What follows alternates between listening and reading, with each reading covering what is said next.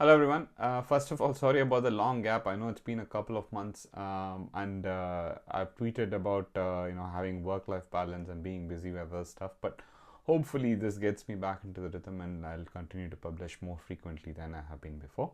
So let's get on to the video today. I had spoken about Polygon DeFi demo about a couple of months back. I explained about the Polygon ecosystem in my episode 29. So today we'll be doing a full demo on setting up a wallet for Polygon for MATIC ecosystem, transferring money into Polygon ecosystem, and doing DeFi trading in Polygon ecosystem. So as usual, disclaimer is that I'm not a financial advisor or investment expert. My videos are for learning purposes only. I'm just trying to teach what I have learned, and that's what the purpose of the video is. It's your money and you invest it directly. Don't invest it with third parties. So the agenda for today is that we're going to set up a new wallet in MetaMask for Polygon or for MATIC. So we're going to use MetaMask for today's demo. And I'm assuming you watched my previous videos and you'll get a better understanding of it. Sending crypto to Polygon wallet, we'll see three different methods. And in yield farming, a tool is very important to track your investments. So we'll be looking at two tools to track your yield in Polygon as well. And again, we'll be doing a simple swap, liquidity pool, farming, all of that we'll be seeing a quick demo in Polygon ecosystem. We've seen this in Binance ecosystem, we've seen it in Ethereum in my previous videos. We'll see it in the Polygon ecosystem as well. And then we'll also summarize what's been happening in Polygon ever since Polygon came into picture or the DeFi ecosystem started, what's been happening in the last 2 to 3 months. And last but not the least, a couple of my investments I had tweeted about it, so let's look at that as well. So a lot of people have been asking me about WhatsApp and Telegram groups. I don't want to create a closed group like I've said before because misinformation can be easily spread. So I'm active only on Twitter and YouTube because both are public media, and if I say something wrong or if I say something incorrect, there's an opportunity for somebody else from the public to correct me as well. So that's one of the reasons I'm on Twitter. But I know that some fake accounts have been circulating in Telegram in my name, so please be aware of those. But that's just an update. Again, I'm assuming that you watched episode 24 and 25 where I've explained about decentralized finance and also explained about differences between Ethereum and Binance Smart Chain based DeFi apps, how to do liquidity mining, what are the risks of liquidity mining, impermanent loss. All of those I've explained in detail. For people who don't understand decentralized finance, those are the episodes to watch and start. Then you will be able to better understand this video, because in those videos I've also explained what is MetaMask and how to set up MetaMask for Binance Smart Chain. So if you watch that and come and watch this video, you will get a better understanding. So for setting up Polygon is another DeFi ecosystem, or it's an Ethereum L2, or it's more than an L2. But we need a DeFi wallet, decentralized finance wallet, which is a non-custodial wallet. So for using decentralized exchange and decentralized apps, we need a decentralized wallet and a non-custodial wallet. So not all DeFi wallets are currently supporting Polygon. So we'll be using MetaMask today, which is one of the most popular computer-based wallets. There are other wallets as well, which we will cover. Mobile wallets, for example, we will cover in the later videos. But today's episode, we're going to be using MetaMask. So let's do a quick demo on Polygon. Let's start with the demo itself. Let's transfer some Ethereum from Ethereum network to Polygon network, and let's do a simple swap transaction. And we'll be swapping using the native bridge, and we will be looking at the gas fees for transferring. We'll be looking at the gas fees in Polygon for transferring. One of the main reasons we keep talking about gas fees is because that was the killer in Ethereum. That is a huge difference why the Polygon ecosystem for DeFi is thriving because of the gas fees. Because most of the time, if you're a small investor, you'll be losing your money in gas fees itself. And there are third-party bridges for transferring your money from your Ethereum or Binance Smart Chain to Polygon. We'll be looking at why those are useful and why you need to actually use them. Because in native bridge, you have like $10 plus fees. In third-party bridges, the fees is comparatively lower. I've used 3 bridges, and I'll be looking at one of the bridges and be doing a demo of the third-party bridge as well. Also, another important reason to use third-party bridges is that it's easy to transfer. If you have money in the BSC network, in the Binance Smart Chain, it's easy to transfer from Binance Smart Chain to the Polygon network using these third-party bridges. So let's see a quick demo of that as well. But we've talked about the native bridge and the third-party bridges, but these days, most of the common exchanges, the bigger exchanges, they have all started supporting direct deposits and direct withdrawals on the Polygon ecosystem as well. So this has made it a lot more easier for withdrawing or depositing money into the Polygon ecosystem, and that's like unlike any other L2 which has done it before, where a direct transfer to an Ethereum L2 or Ethereum sidechain is possible, which is why Polygon is not a sidechain or an L2 anymore. It's a completely different ecosystem on its own. So we'll see a quick demo on the deposits and withdrawals from a major exchange as well. Today we'll be using Binance and Crypto.com, which is one of the two most popular exchanges that I've been using in my videos and demonstrating. So first, let's start with the basics of adding Polygon to a MetaMask. So MetaMask, as we know, we've spoken about it. It's a DeFi wallet and it's on the laptop. So if you go to this docs page in MATIC, they've given you all the details that you would need to copy and use it for your MetaMask. So in MetaMask, if you click on expand, click on that Ethereum mainnet in the top, and you can see that there is no other network other than test networks to start with when you set up a brand new MetaMask.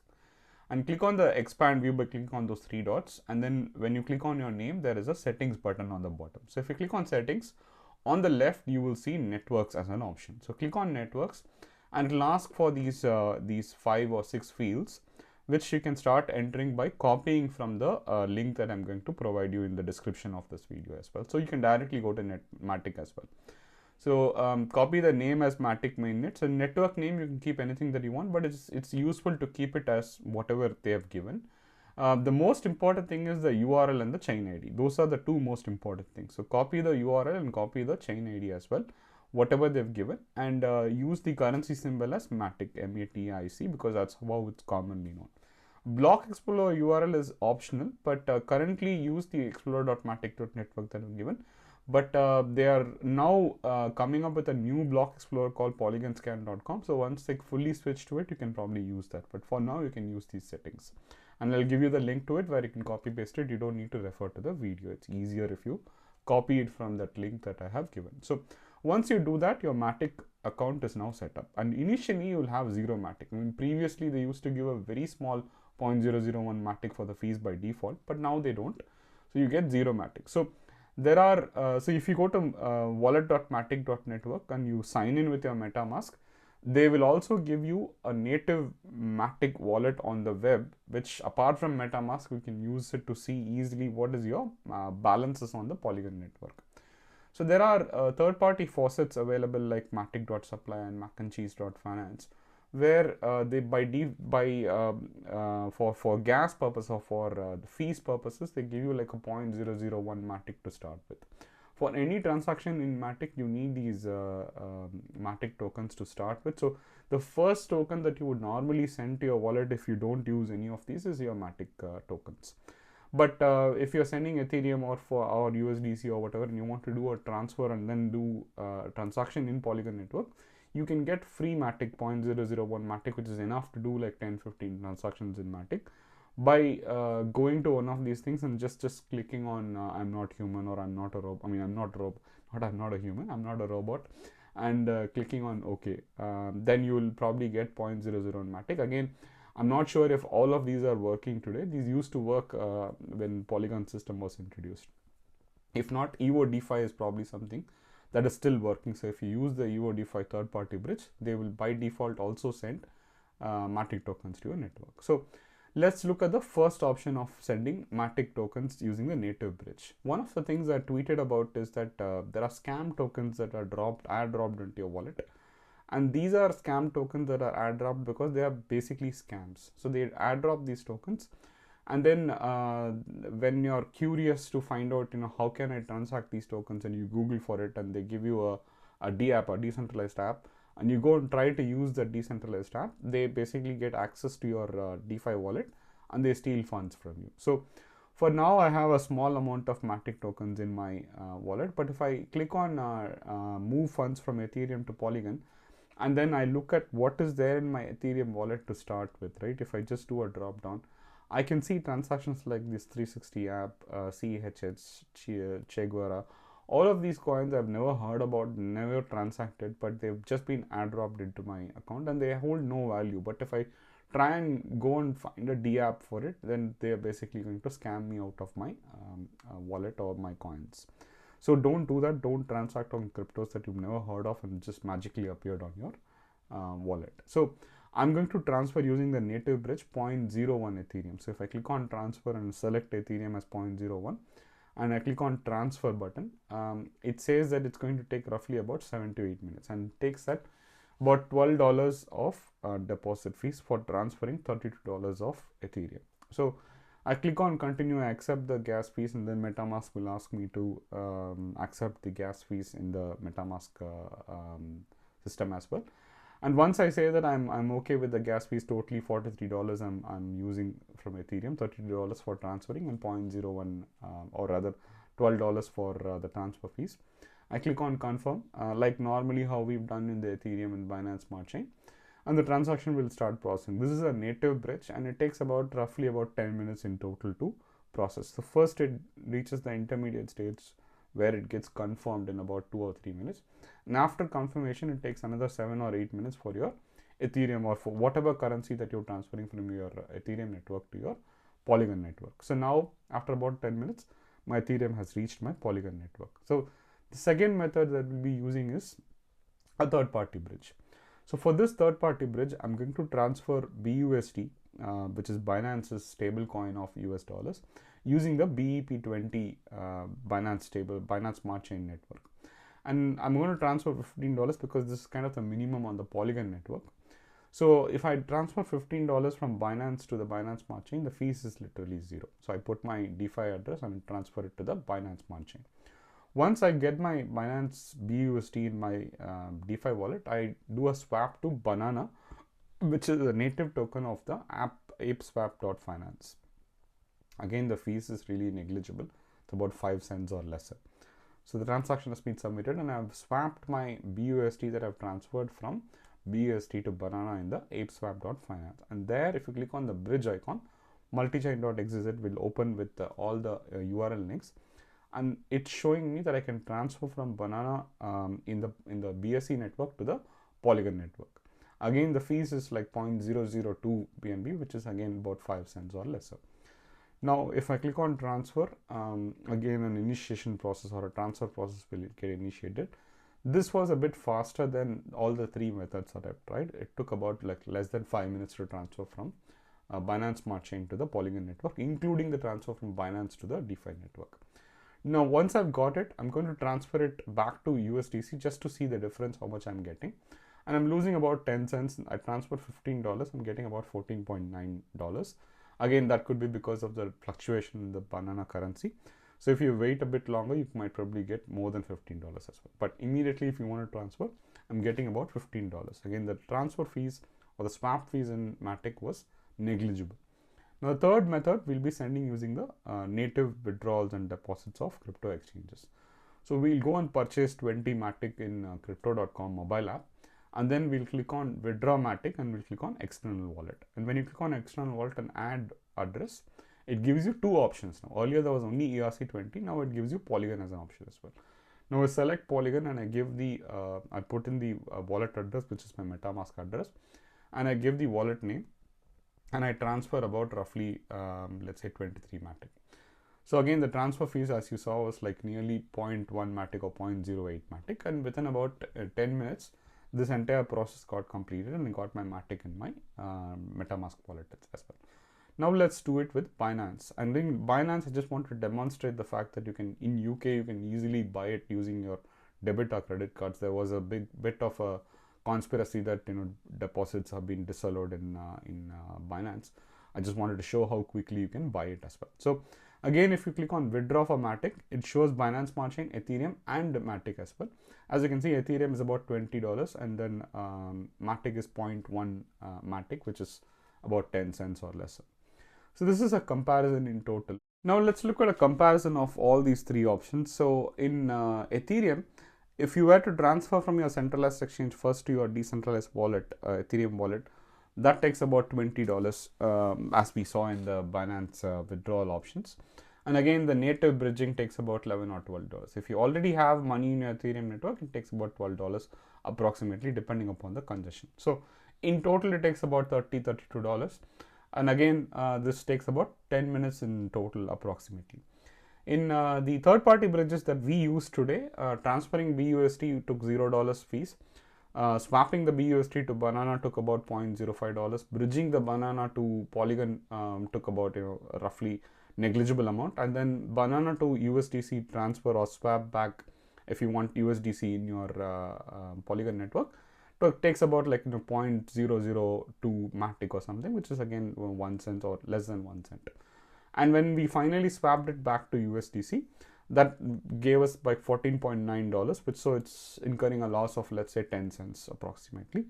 So in total, it costs about 15 cents or lesser, and the time taken approximately was the fastest. It was about 5 minutes approx.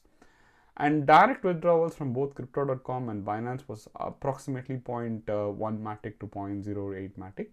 So again, 12 cents to 15 cents, about 12 rupees to 15 rupees in Indian currency. So that's a comparison, because the reason this is important and the reason the fees are all important is because small investors often lose out money by paying a lot of fees, and 50% or 60% of their profits are wiped out in fees itself. And especially before Binance Smart Chain and before Polygon, doing it on the Ethereum was basically impossible for small investors, because the fees used to cost like $100. Even for a $50 transaction, you used to pay a fees of $100 or $150 as well, which we have seen in episode 24.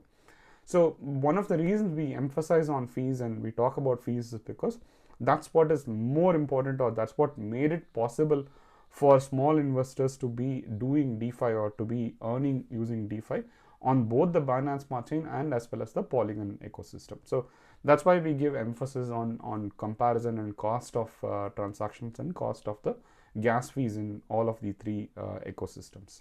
And the three examples that I'm going to be talking about today are QuickSwap, ApeSwap, and Vault Finance. These are three common exchanges that I've been using in Polygon and some of the exchanges that I trust right now in Polygon ecosystem. So first we'll use QuickSwap to transfer the Ethereum or to swap the Ethereum into a stablecoin. So we'll be transferring from the Ethereum coin that we transferred to USDT, which is one of the stablecoins. So first you click on MetaMask after you go to QuickSwap.exchange. And you change it from Ethereum. If you click on Ethereum, now you can see MATIC also is another option. Like in this wallet, I've added Smart Chain, so you can see that as well.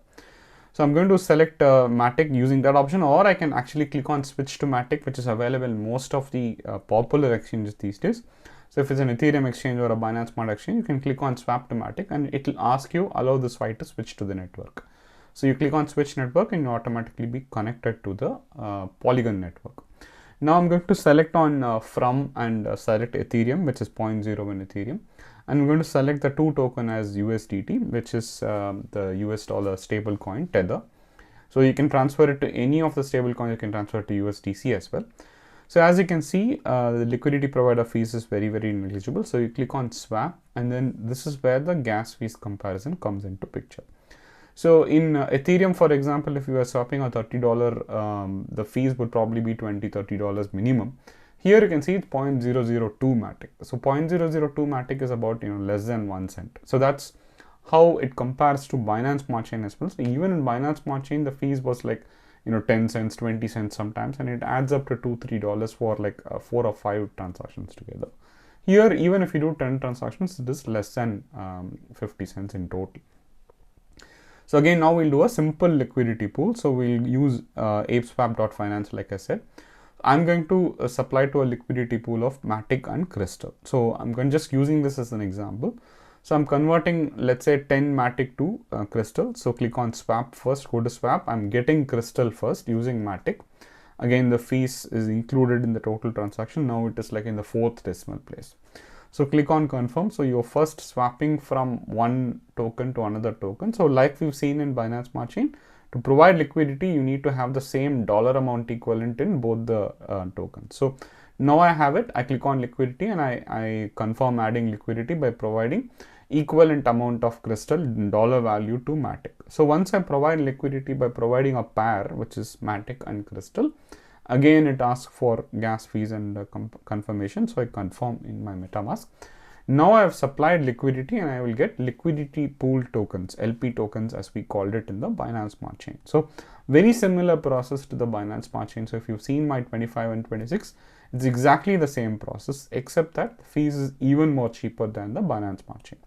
Now you can see the pool tokens have been reflected in the bottom saying that you have provided liquidity. Here's a representation of liquidity pool. Now if we kept it as it is, the loss, impermanent loss will be higher. So we will now earn more rewards by farming that liquidity pool token. So go to yield farms and you can see banana or crystal, WMATIC crystal, they're giving 2 rewards, banana and crystal.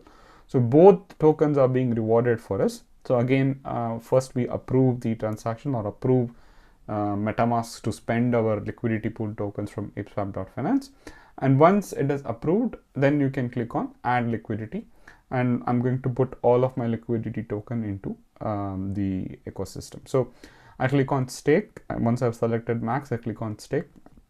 And now I will be putting my liquidity pool token into a farm, which is a yield farm, and then I'll be starting yield farming. So this concept, as we have explained before, where you provide liquidity, face the liquidity mining risk with impermanent loss, and then you farm it in a yield for better reward. This is called as yield farming. Now that is done. So you'll get the green check mark above, which says that your liquidity pool tokens have now been staked into this farm. So every day you will be getting rewards in banana and crystal. So you'll be getting 2 tokens.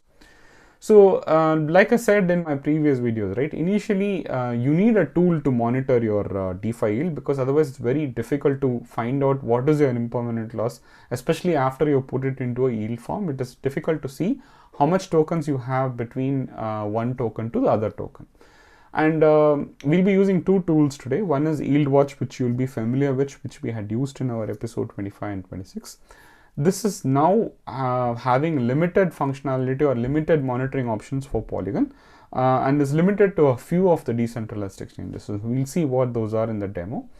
And a new tool that is relatively new, because it's still, I guess, in beta version, is called ApeBoard. ApeBoard is cross-platform. You can use it for your Binance Smart Chain as well. It's an excellent tool for overall monitoring. But there are some minor flaws with ApeBoard. But other than that, the overall functionality is relatively much higher, and the coverage that it has is a lot higher than Yield Watch, where Yield Watch is limited to a few decentralized exchanges. ApeBoard has got a lot more monitoring capabilities, but it has got definitely some minor flaws, which I think which was not there in Yield Watch. And again, that's probably why it's in a beta version. So once we see the demo of it, you'll better understand the comparison between these 2 tools, and essentially you will also understand why is the need for you to use a monitoring tool in any DeFi ecosystem when we see the demo. So let's see the demo quickly. So first we will look at Yield Watch, yieldwatch.net, as you know, and again I'll provide the links. In the drop down, now along with Binance Smart Chain, you also have Polygon MATIC. So if I select Polygon MATIC, as you can see, there are only about 6 decentralized exchanges, which is ApeSwap and Vault Finance are 2 of the ones that are included, which is one of the reasons I selected them for this video as well. So here you can see that I put WMATIC and Banana into a pool before, and you can see how much fluctuation has happened. For example, 8.9 WMATIC has increased, Banana has decreased, how one token increases and decreases. So it also tells you that at the time when I deposited, it was about $24 in total, that value that I had deposited. And because of the yield that I've got, and because of the value that it has gone up to, it is now $32.96 in terms of the, forget the yield, just the value of the tokens that I've put in.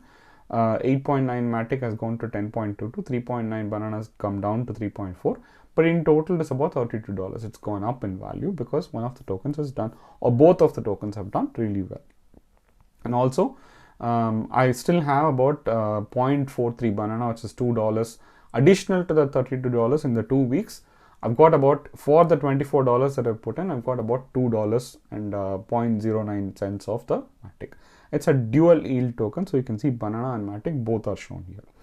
Now we'll see apeboard.finance as a comparison. So apeboard.finance/dashboard is where you will put your MetaMask address. And here you can see it is listing 2 pools, both the liquidity pools, whereas Yield Watch was not showing me the MATIC Crystal pool.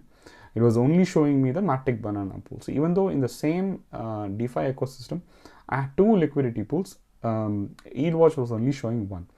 The MATIC Crystal pool is just what we had deposited. The next day I'm seeing how much it has moved by. So as you can see, I put 9.946 tokens, and or whatever initial tokens I put was 9.983. Now it has moved to 9.946, 14.19 has moved to 14.23, and it shows the impermanent loss difference as well. And if you see the difference in impermanent loss, it also shows that how much one has gained, another has lost. So in total, I've still gained about 0.001 cents is what it tells me from an impermanent loss calculation. Again, a brilliant tool for calculating impermanent loss, much similar to yield watch. But the difference or the bug is that it's a dual yield token, or I've got banana and I've got crystal. Both of them I am able to mine from this or harvest from this. I got 0.038 banana and 0.07 crystal as well. But whereas the ape board was showing me only the banana reward, it was not showing me the crystal reward. So when there are dual tokens that are being rewarded, the ape board finance is not calculating the dual tokens. So we're going to harvest just to show how much value we are missing. So if I harvest, both the tokens, banana and crystal, are both harvested together. So you don't need to harvest them separately. So if I first take crystal, for example, and see how much US dollars it is worth. So the 0.08 US dollars, 8 cents worth of US dollars was being missed out in the apeboard.finance. And banana was about 18 cents, so about 25 rupees in total, of which 8 rupees was being missed out by the apeboard.finance. Those are the kind of minor flaws that exist in the apeboard finance. We've seen all the good things in Polygon network, but there are some issues as well in Polygon in the last 2 or 3 months that I've noticed, and I just wanted to give a summary of it. So there are a lot of copycats in the Polygon network, and there's some problems being created by these copycats. So a lot of good providers, a lot of reliable swap providers from Ethereum network like QuickSwap, SushiSwap, 1inch, they've all moved into Polygon network and started providing reliable swaps. Especially QuickSwap is one of the exchanges that I use if I want to quickly swap and actually reliably swap anything in the Polygon network. But a lot of decentralized exchange forming dApps like from the Binance Smart Chain have also moved into the Polygon ecosystem. ApeSwap, Vault Finance are a couple of ones that are worth mentioning. And they also have reliable liquidity pools and reliable farms. But there isn't, as far as I know, in my opinion, there isn't a reliable market leader like PancakeSwap. Like PancakeSwap is the default go-to service in Binance Smart Chain for anything right now. And there isn't a default market leader yet in the Polygon ecosystem, in my opinion. Again, in Ethereum, for example, you have Uniswap, and you don't have something very similar to that in the Polygon ecosystem. QuickSwap is probably very reliable in terms of its swap service, and there are some farming services that have come up, but nothing that is actually a market leader in Polygon ecosystem. As a result, what is happening is that there are a lot of incompetent and scam groups that have started, and they are doing what is called as a honey trap DApp or a honey trap DeFi. So what is a honey trap DeFi? Honey trap DeFi is where they are basically trying to scam people by giving a large APR percentage. So in decentralized finance, not only in decentralized finance, even outside as well in some cases, but in crypto there is a concept called inflationary asset. An inflationary asset is where there is no fixed amount of tokens. They have come up with an inflationary mechanism where tokens are minted with every new blockchain block. So for example, in Binance Smart Chain, that is every few seconds it gets minted. Polygon also, because of the Polygon ecosystem, every few seconds coins are being minted. So these coins are inflationary, which means that they can mint millions of coins on a daily basis. And these new providers, they are using this inflationary mechanism or this minting process to give away new coins like free. Basically, they give like 1,000% APR to some of the exchanges, or some of the new exchanges give away like 200,000% APR, even million percentage APR sometimes, making you farm them using your MATIC or stable coins. The intent is that they are trying to get your stable coins, they are trying to get your greed and make sure that you invest your MATIC or stable coins to get their coins, which become worthless after a point of time. There are a lot of exploits that have happened, and once they have enough money in the account, enough money invested using these MATIC or the stable coins, they either get exploited. I mean, I put exploited in code was because they have written the code, the smart chain code, and smart contract, and they know probably where the vulnerabilities are, and they could probably be using that to exploit themselves, which means that they can take away the money without anybody knowing, because it just moves into another wallet or another exchange address. Or they rug the liquidity. I mean, there are providers who blatantly rug the liquidity. That's like almost, setting up a website, setting up a smart contract just for the purposes of stealing money from people. And there are a lot of Polygon exchanges that have done that. Not that it hasn't happened in Binance Smart Chain, but because this is relatively new in Polygon, it is more noticeable. Probably Binance has settled down, like I said, because of more stable exchanges that have come up. And a lot of these ruggings have happened in the last 2 or 3 months, and essentially there are monitoring tools like RugDoc, for example. They keep monitoring for such vulnerabilities. And in the next episodes, what we'll do is we'll look into a few of these with examples, like Iron Finance, for example. There's this PolyEld, for example. There are common examples which I had tweeted about at the time when it happened, where this has happened at a very, very large scale, where people have lost a lot of money and they've walked away with millions of dollars. So how do you stay safe till that point, right? I mean, what are the safety guidelines we can follow in Polygon ecosystem, or any ecosystem, not just Polygon, even in Binance Smart Chain? I've said this before.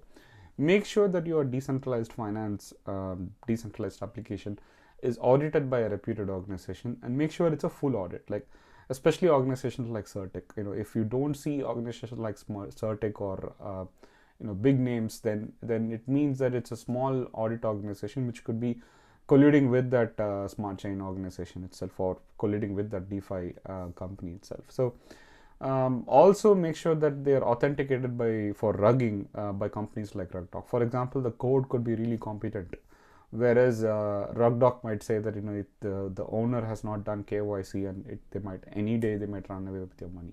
So this is like using an antivirus and using also an anti-malware to protect your computer. So we need to be using different tools or different techniques to be protecting our money from these malicious decentralized applications.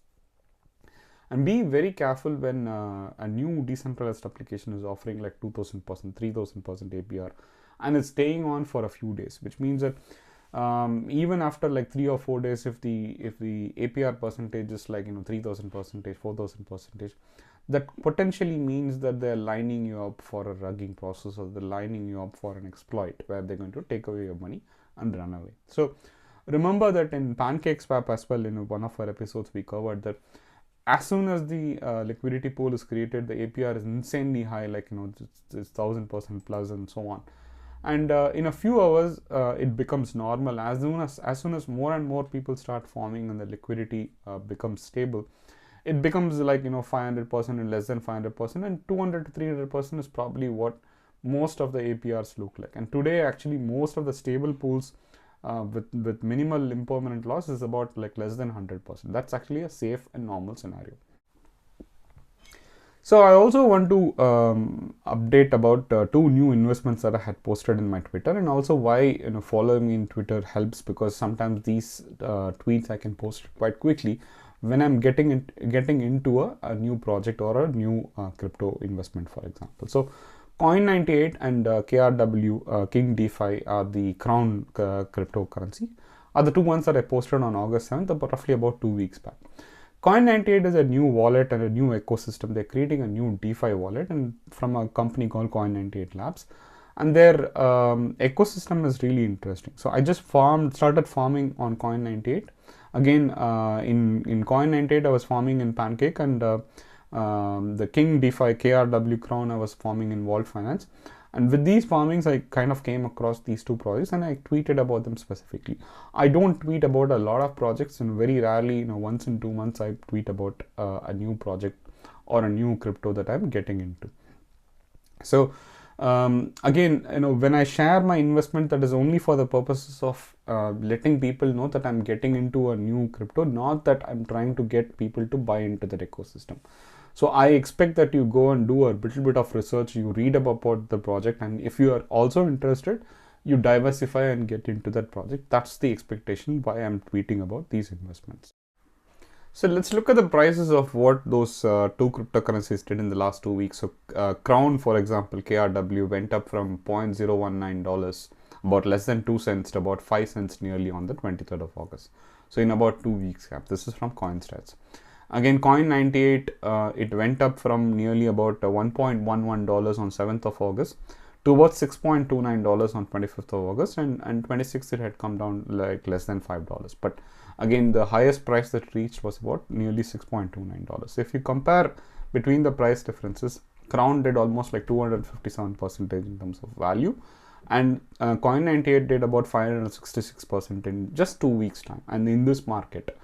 So while other coins have done relatively well, they've gone up 30-40%. This is just an example to say that if you time it well and if you get into the right project at the right time, you can make like nearly 200 to 500% even in any kind of market, as long as you have invested early and you have invested into the right crypto, which is backed up by a right team or a good team basically. So again, if you have put 1,000 rupees into either one of these coins, Crown would have given you an investment of a return of investment of about 2,500 rupees in 2 weeks, and Coin 98 would have given you about 5,600 rupees in 2 weeks if you had got out at the right point of time. So one of the reason I emphasize this is because when I had tweeted about it, a lot of people assumed that it was about DeFi liquidity and farming, and they were not ready to get into DeFi liquidity and farming. It wasn't about that. It was about the concept that you can invest into a crypto early enough by using a decentralized exchange where you're not controlled by a centralized exchange. So you don't need to wait for it to be listed in a centralized exchange like WazirX or Binance or any centralized exchange for that matter.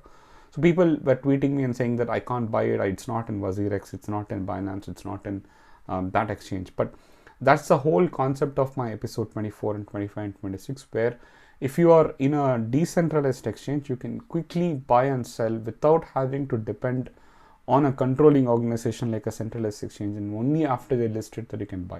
That's why we get into decentralized finance, where it gives us the ability to buy into a crypto early enough before it even gets listed into a centralized exchange. So example is Shiba Inu, which I tweeted about nearly 2 months before it even got listed in WazirX or any of the centralized exchanges, that you can buy it in a decentralized exchange where it was only a fraction of the cost before Shiba Inu got popular and everyone started talking about it. So the concept is that you need to get into a project early, and I'm not an investment expert. I can't read graphs or charts or candles or any of it. All I do is that if I look at a good project, I believe in the team, I read about the team, I read about the project, and I believe in the project, and I feel that it is likely to increase in value because of the roadmap that they have published and what they have done to that point of time, till that point of time. Now, not all investments go as planned, and while I talk about the success stories, I also need to talk about the facts where on occasions where it has gone bad as well. So most of our cryptos, the top 10 cryptos, for example, GRT and Scale and all of those have done relatively well, and some cryptos like Zap, for example, haven't done enough. But VEX is an exception where it hasn't done well, and it has also done really badly in the last 2 or 3 months. So I mentioned it on 6th of June as an option to getting into Polygon, and I did take a stake in VEX at that point of time. And at that point, it was about nearly 5 cents. And after I had tweeted nearly about a week later, it was about 8 cents. It did increase about 30 or 40% on the 14th of June. But after that, it was hit by several factors, and it had fallen down nearly 85%. So if you had put 1,000 rupees in VEX at that point of time, now it is currently sitting roughly around 155 rupees. So it has lost nearly 10 times its value. So it's fallen down about 85%. So to get back into profits without doing anything, you need to put 900 it needs to do 900% profits to be able to get back into profits, or even to recover the money that we have invested. And like I always say, I don't sell it, and as long as I don't sell it, it's a paper loss only at that point of time. And that's the same strategy I'm using for VEX. Again, everybody's individual circumstances differ. So I have been farming using VEX. What I've been doing personally, and a lot of people have been asking me, is that I've been farming using VEX using vault pools at 100% APR. So for the last 2.5 months, my VEX is not sitting idle. Whatever amount of money that it has lost, I'm still getting money on a daily basis because of the fact that I'm putting it into a lossless farming, or no impermanent loss. I'm just putting it into a VEX pool and I'm farming it, and I do keep sharing whatever I farm. KRWs, for example, Crown is one of the projects that I came across from VEX, and then I was farming it for free and all the KRW that I got for free, that had all increased in value as well. So all of this farming has meant that I'm able to reduce my profits, reduce my losses, for example.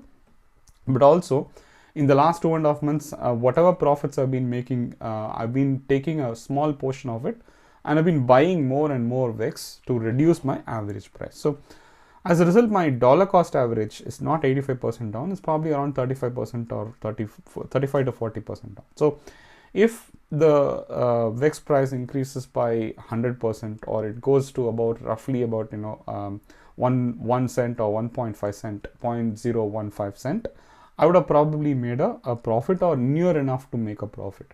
That's one of the ways where I'm reducing my risk, because when I'm confident in a project, I keep investing. When it goes down, I consider that as an opportunity to buy, and I keep investing in it. Again, that is not something that will work for other people.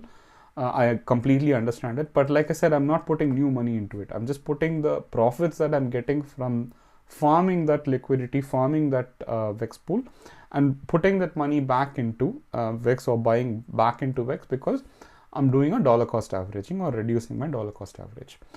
Now, one of the reasons I emphasize is because I share my investment on Twitter, on YouTube, on the basis that you watched my episodes and not blindly buying into crypto without understanding any of the details. I take a lot of pain and a lot of effort to make sure that I explain what I'm doing, not just blindly saying that you buy this or you hold this and it is going to get bigger. I don't promote a coin blindly, so I explain what I'm doing, and I hope you understand the concepts of diversified investments, taking your profits, realizing your profits when you're doing well, and not just sitting at idle with the paper profits, and maintaining liquidity. Make sure that you maintain liquidity, so when there is a market dip or a retrace, that you're able to reinvest, and then you're able to buy back again or sell again, and it's a cycle. And I've explained this in episode 15 and multiple episodes about realizing profits and doing small trades to keep your profitability going. Also, how you can lower your average cost of investments, and how you hold your assets, hold off for dear life, hodl as it's called, so that you don't sell at a paper loss. And patience and understanding of the projects that I have invested helps me in staying patient with those projects as well. So most of my videos and tweets that I share are for people to make an informed decision, so that you watch my videos, you have an understanding. If you don't understand, if you just blindly buy into it because of my tweet, then you're probably going to be ending up with a loss. And I would strongly suggest and urge that you don't do that by just blindly looking at my tweet, and because I've bought something, you go and buy it. Do your own research. Make sure that you understand what works for you, because what works for me, like I explained, may not work for you as well. So safety before profits is most important. So hopefully this has given you a basis of understanding, because if you are a new follower, for example, you wouldn't have understood some of these concepts to begin with. Next video, hopefully not after 2 months, is that I'm going to be talking about auto compounding. I'm going to explain auto farm and beefy finance. We've talked about auto compounding, but we'll look at the differences, a bit of more calculation. I'll simplify the auto compounding calculation in my next video, and also why using auto compounding in certain cases is better than using normal DeFi.